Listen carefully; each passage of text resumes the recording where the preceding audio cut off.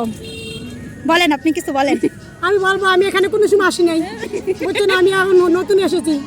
আপনারা যা বলেন তাই খাবো, খালে ফুচকা খাবো। আপনি কি কষ্টে আছেন? এই আমি কষ্টে অনেক কষ্টে এখানে এসেছি।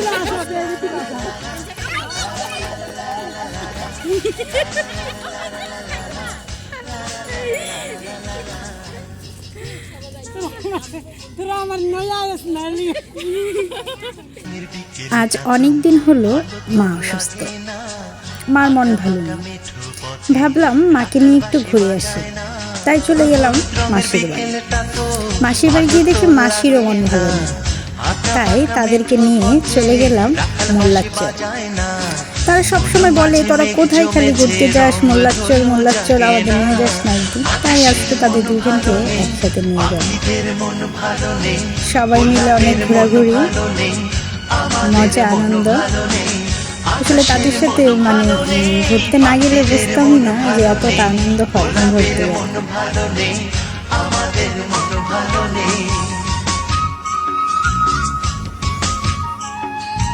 দুই বোন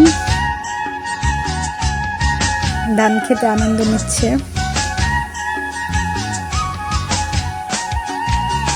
তাদের বাবার দেশেও ধান খেত আছে, সেটাই বলছিল যে নন্দলাপুরের রূপতি মনে হচ্ছে।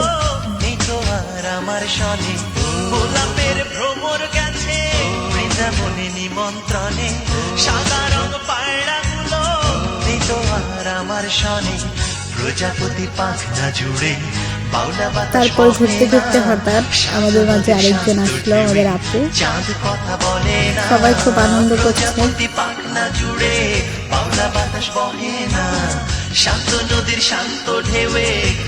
আমি মুন্সিগঞ্জ পাশে হিসেবে খুবই গর্বিত এবং আনন্দিত, কারণ কিছু হলেই না ছুটে চলে আসি এই নদীর, ধলেশ্বরী নদীর পাড়।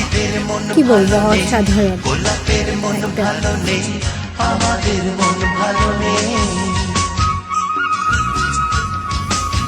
নদীর খুব অপরূপ দৃশ্য।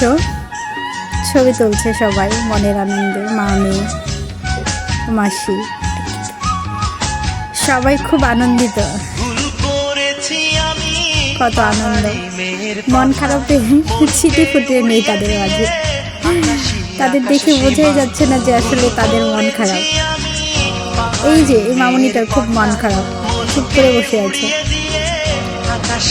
খুব সুন্দর চারদিকটা। আমরা এখন ঝালমুড়ি খাবো, তার জন্য সবাই খুব অপেক্ষা করছে।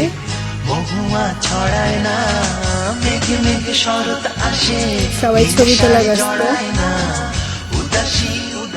কেউ ছবি দেখছে, কেউ গল্প করছে। তাদের মন ভালো নেই। অবশেষে আমাদের মুড়ি চলে এসেছে। রাতের বেলা এখানটার দৃশ্যটা এতটা সুন্দর যা বলার বাইরে। এত বড় বড় লঞ্চ, নদীর ঢেউ, অসাধারণ। মন ভালো না থাকলেও মন ভালো হয়ে যায়। গন্তব্য এখন বাড়ি ফেরা, সন্ধ্যা হয়ে গেছে, তাই সবাই মিলে চলে যাচ্ছে। আবার কোনো দিন আসবো, অপেক্ষা বাই।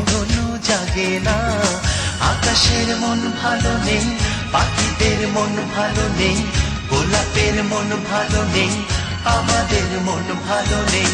আকাশের মন ভালো নেই, পাখিদের মন ভালো নেই, গোলাপের মন ভালো নেই, আমাদের মন ভালো নেই, আমাদের মন ভালো নেই।